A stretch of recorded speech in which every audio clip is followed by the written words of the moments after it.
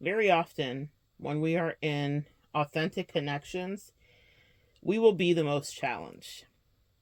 It's the short lesson for today. The inspiration will be linked in the comment below. You can also find my website and any other information that you need to know.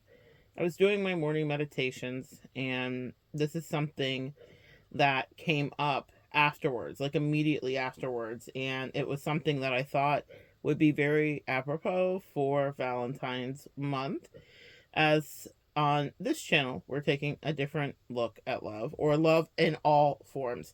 We're going to get into familial connections, maybe even other connections that you may not have understood, where people may have been dealing with maybe personality things. So I have some other stuff coming up too.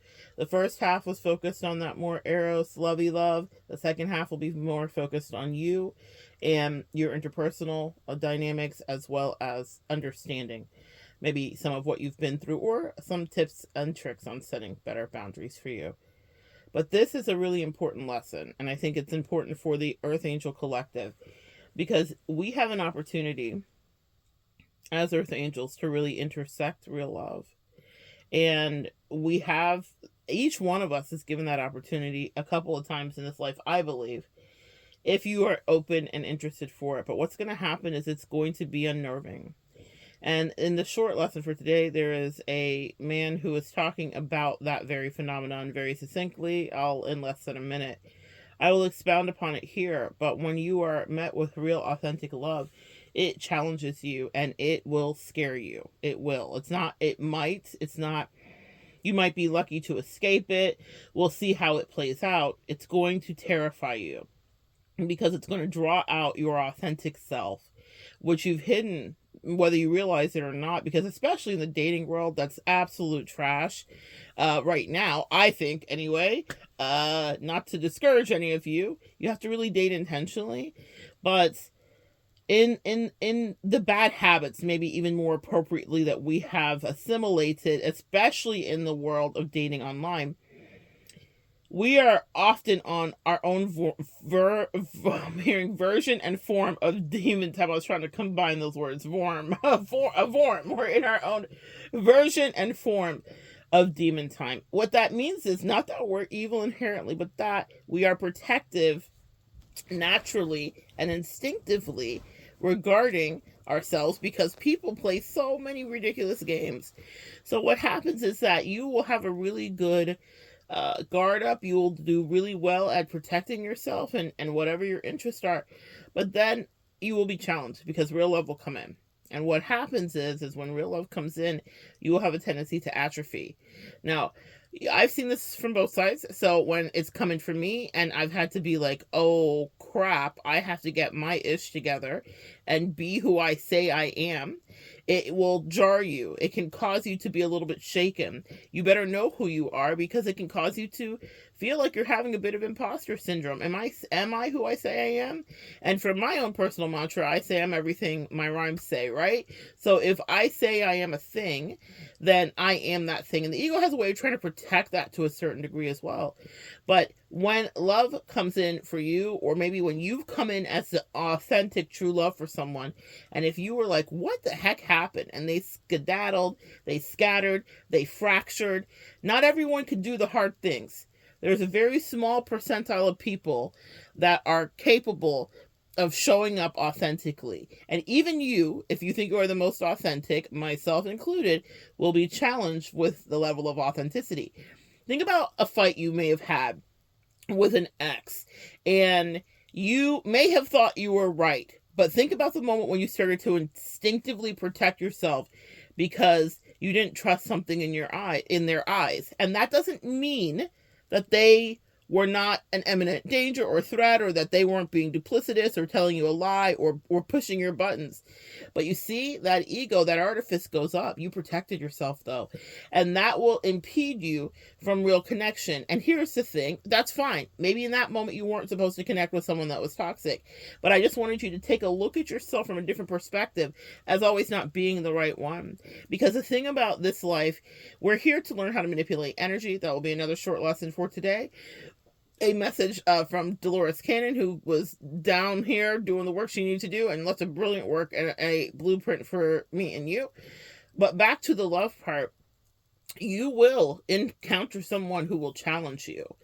And you may be the challenge. In my life, I've certainly been the challenge. I've also received a couple of challenges myself. And I had to adjust who I was and what I felt. It doesn't mean I had to change for the person, but I had to show up for myself. I had to show up for me. I had to ask, do I want this level of authenticity? Shit, I prayed for this level of authenticity.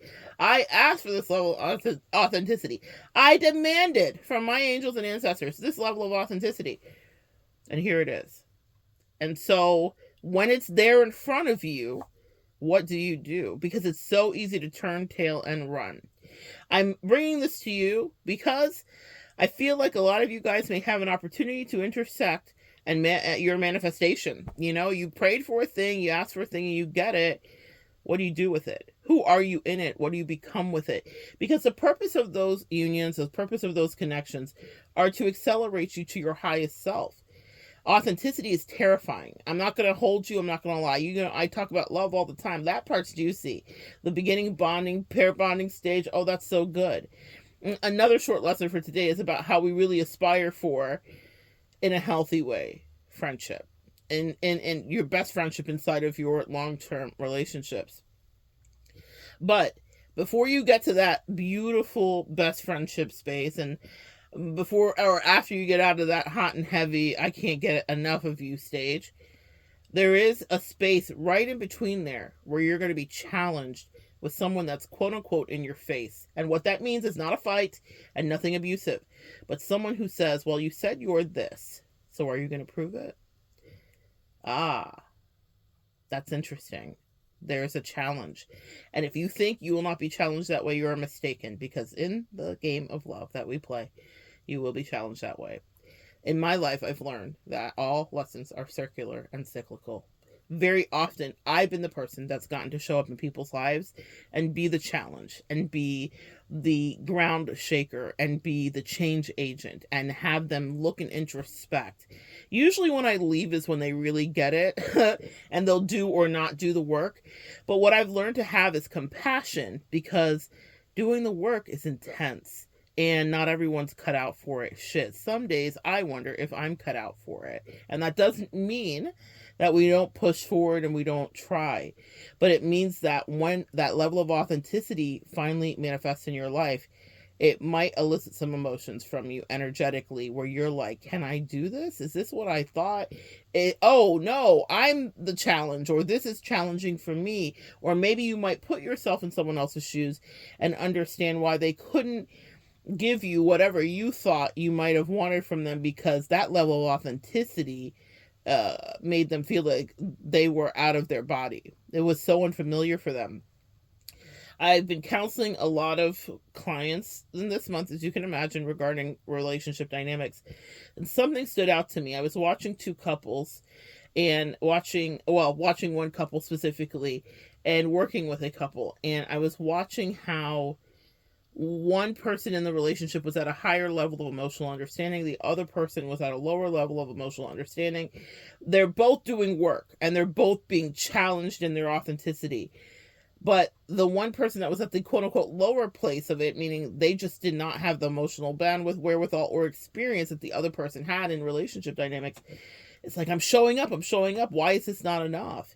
Because to them, they were showing up. To them, they were doing everything they can do. They were standing in as much authenticity as they could stand, because it terrifies them. They've never felt anything like that. They were used to being in control and having power and prowess. And now there was someone that challenges them. And the other person that is challenging them isn't just right either. The other person that's challenging them is dealing with their own issues of standing in their authenticity. Because do I accept what I feel like I'm getting, which is lesser, if we're really supposed to be meant to be? It's an interesting question that I don't have an answer for you. It's some food for thought. But when you get challenged, when you have a counterpart that's brought in for you, that is an actual counterpart that's willing to do whatever the work it is that you guys are dispatching for each other to do, you have to show up for you. And they have to show up for them. And y'all have to show up for each other for it to even work, my friends. And it's not as easy as it sounds, and it will challenge you. If you've ever dated someone and you thought they just couldn't get their ish together, there will come a time in your life when you meet someone who's ready to love you right, and they might be looking at you, my earth angels, and saying they just couldn't get their ish together. And I don't mean in a conventional way, or that you're not paying your mortgage, or that you're not taking care of your daily needs or whatever. But when I'm talking about in love specifically, so before you're like, well, no, I my issues together. Wait. Let me tell you something. I'm telling you what the angels are telling me to tell you, what I have actually gone through, and what I witness on a daily basis counseling couples all over the world. I'm telling you this. Someday someone will come into your world, and they might have the secret sauce or the dressing, or they might be a blessing to a certain degree. They will have something that you need to upgrade, a part of your life that was a blind spot that you couldn't see, and that will trigger what it is to stand in your authenticity. That's your short lesson for the day. They said do not add another thing in there. That is all there is to say. Do with that what you will. Ingest it and think about it. But it is, it's a pill to swallow. It doesn't have to be bitter, but there's truth in it. Someone comes in and they're ready to love you. How do you love them? If you've been protective, if all love is hurt, if you've had to correct it and extricate yourself out of connections and relationships because people didn't see your worth or value you. But someday someone will. And that just may trigger you. And that doesn't mean that's where we sit with it. It's something to think about and to process, but to be aware of. And think about that now, what you look like in a connection, especially with the law of abundance and attraction. We're pulling in what we already believe we have. If you already know you will have a love that is spiritually equally yoked with you, then what that authenticity do? A little something to think about today. And this is your short lesson. So good sharing energy with you. Come back and join me next time, guys. We'll continue to evolve together.